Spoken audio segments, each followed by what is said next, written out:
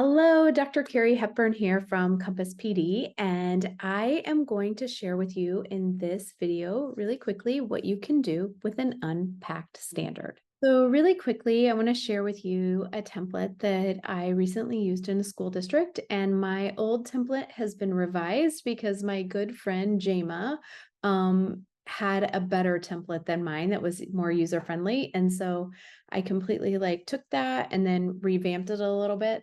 That's what we do in education. We make things better when we learn from other people. So basically what you see here, we haven't done the levels of thinking yet, but we took a standard narrative writing in 5th grade and we unpacked it. You'll notice is this is unpacked. Okay, so here you can see the learning targets, and those are directly taken from the Unpack standard, and we always stick to the language of the standard. We never change the language of the standard. Defined the terms that are within the standard using a reliable resource, so that all of the teachers that are teaching this will have a crystal clear understanding of what that looks like.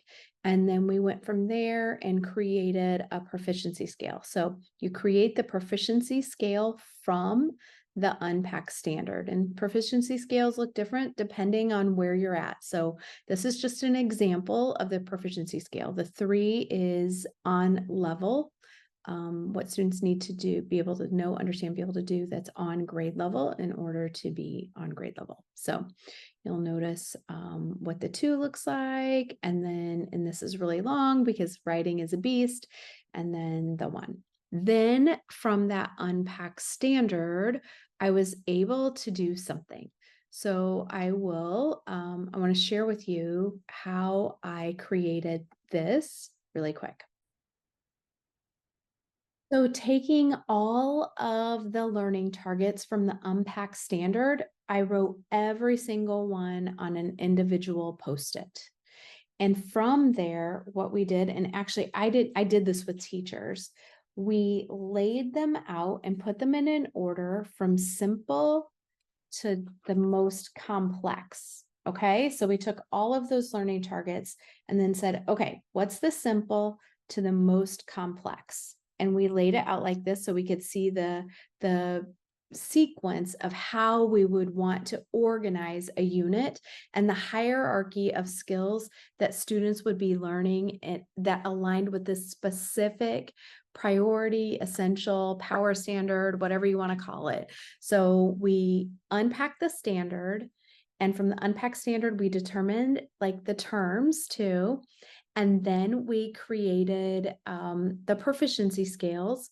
After the proficiency scales, we took all of those learning targets, wrote them on individual Post-its, put them in a hierarchy of skills from simple to most complex, okay? Then what we noticed was that based on what those different learning targets, we noticed that some things went in the structure bucket, other things went in development and elaboration bucket, and then kind of the final mastery. And so we thought through that, okay, this tells us the evidence that we should be looking at when students are writing. After we know how students are going to be evaluated, thinking about grades or their mastery level, we would use the proficiency scales for that. Then we start thinking about designing their instruction. And if you already have a resource, we think about all the lessons that need to be taught in order for students to demonstrate, though, to give us evidence of the things that we'll be looking for as we're assessing them on their particular priority standard. I do want to say a word of caution right now. You cannot write a unit on one standard. So this is just me modeling, giving you an example of the process, but there should be multiple standards integrated within this. This is just me showing you how to use it with one. So there are things that you need to think about before you even get into teaching this standard, things that students need to know, understand, and be able to do before you start teaching that you need to make sure you've taught explicitly at some point in time. That one being the writing process. So students need to understand the writing process. So whatever your writing process looks like, they typically look something like this. Your students need to understand that there's a process to being a writer. And then they need to be taught a couple of different strategies about generating, collecting, choosing ideas for this particular unit, like narrative writing, right? And they also need to know what is narrative writing. And if you have a specific type of narrative writing that you're doing, that's something that they need to know, understand as well in order to be able to do that. So it could be like personal narrative, realistic fiction, memoirs, historical fiction. And then I like to throw in there how they'll use this in real life. Like people are narrative writers in real life. They blog, they write short stories, they have diaries and journals. There are like articles in the newspapers and things that are real stories about real people. So journalists do that too. They also, you need to have set up that they have a place to rehearse their ideas. So it's nice for them to have writing partners. I'm a huge fan of writing partners. They need to have techniques for planning their narrative writing. So giving them a variety of ways to plan their writing. And I actually did write that in as well when I share with you, and a system for writing, like where's their writing spot, what materials, what expectations, what do they do when they're stuck, and then how do they use their writer's notebooks. So those are some things that you need to make sure that you've got set up before you even start like teaching the learning targets, right? So let's think about this. What I did is our organization is resource agnostic. So we don't endorse a certain resource. We don't do, we work with all resources. So we all of our knowledge and learning is around evidence and research-based practices, and we can teach you how to use those and incorporate any resource. So with that in mind, I want you to know that I did utilize Jennifer Saravallo's Writing Strategies book. You can see I've cut it, my name's on it. It's one of my favorite books. And so it's a great resource that's not like a curriculum resource, but it's a great supplemental resource. So I used that to give you examples and ideas. So keeping in mind for structure, for me to make sure students can orient the reader by doing this, organize their events, and provide a conclusion that follows the narrated events and experiences, that's a lot of different lessons. So you can't just teach and say, oh, we're going to orient the reader. I need to think about what are some strategies that would be useful for my students in order to be able to do that. And so this kind of work typically happens when we start thinking about structure in the rehearsal phase, the generating, collecting, choosing ideas and rehearsal phase, and the drafting phase. So I like to use the writing process to help me kind of set this up. So when I think about this, here's some lessons, and these are some lessons that I would be looking for in my resource if I had a district approved resource, or lessons that I would make sure are being incorporated and that I'm teaching. Like organizing in a sequence, my story, writers making plans. You even could do like storyboarding. I think a question that I had was like maybe starting the story with a clear problem. So thinking about some leads there. Extra support. So this particular standard you noticed was 5th grade. So extra support for students who struggle, the say, sketch, write is a really great thing that would be helpful for some students as they're planning and thinking. So beefing up the middle, kind of adding more details as they're talking through and rehearsing their story, thinking through that. Conclusions, I had like end in the moment, end with last words from the character. So you can see the different strategies that I pulled from that book. Here's a really nice one, like write the bones, then go back to flesh it out. So kind of like get your structure and then go back and start like thinking through it a little bit more deeply.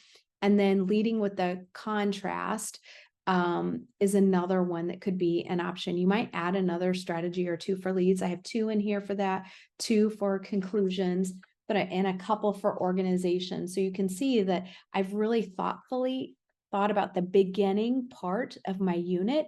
I need to think about that hierarchy of skills. And so I want to get a really nice structure in place. All of these may not be mini lessons. Some of them might be a mini lesson. Some might be a mid-workshop teach. Some of them might be something that I'm doing in small groups, but these are the kinds of things that I'm going to be looking for to ensure that my students are able to do that. Now let's move on to this developmental piece, this elaboration, developmental kind of phase. So what I did was I took those learning targets and I thought, what are things that I'm going to have to teach students in order to see evidence of that? And so this kind of work happens in the revision phase. So we want them to draft quickly so that we can get them to go back and do the hard work of revision. And if kids spend too much time here, they won't get into revision or editing. So that's why I'm like, try to draft as fast as you can. So when I looked at the different things that students would need to be able to do in this development elaboration phase, I went through the text, through the strategies book, and found some different strategies that would be helpful for that. So like show, don't tell, senses and emotions. Well, I know that that's something that's in there.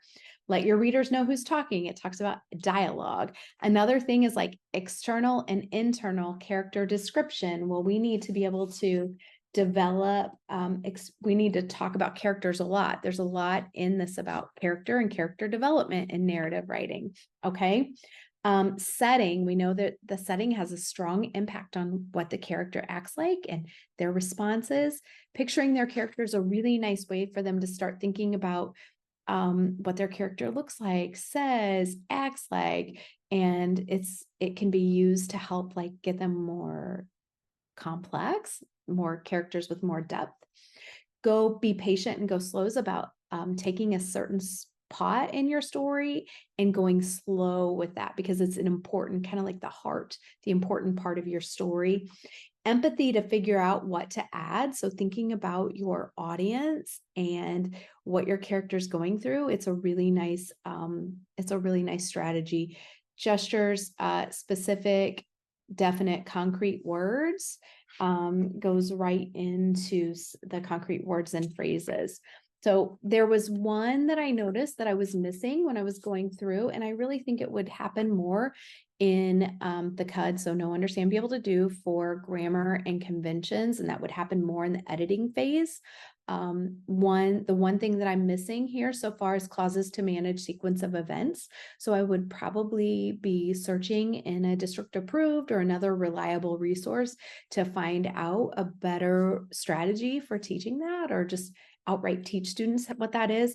And then I would probably find one or two more grammar conventions lessons that I would teach in the mid-workshop teach, share, or conferencing time with students as needed. And that would happen just a little bit after this as students are spending some time. They've got their structure down and they're in this development phase. And that would happen after they just finish revision and we can start doing some editing before they publish. So I want to take you back to our document, the Unpacked standard document, and I want to show you what a learning progression is and how you can have a progression. First of all, the I can statements are in a hierarchy order. And I got that from the work that I did when I put those little Post-its and put it in order. So everything will be in the hierarchy order, okay? And then you'll notice on here, this is for students. You can see, how they would move up the levels of mastery. And so when I created this, it's thinking about how they move up the levels of mastery. And then them being able to see what's the success criteria that I'll be looking for in each of these sections. Students can give themselves feedback and then the teacher would give them feedback. You'll see structure, development, and I didn't do anything for mechanics and conventions, but this aligns perfectly with the standard that we just did. And then I was able to create a student-friendly checklist, and I'm a big fan of any way we can get students to self-assess. And so on this one, I created a student-friendly checklist using those same success criteria as they see before, and they can evaluate their writing and give themselves some, like yes, almost, not yet, and then think about reflection and a goal. Now, you don't have to do all of those things, but those are things that will help you if you're doing like standards-based grading, and having students get into like setting goal setting and making sure that they're aligning with the big goals that you have for your students in the classroom. All of this cannot be created willy-nilly. It does take the time to be able to think through, what are the standards that I'm teaching?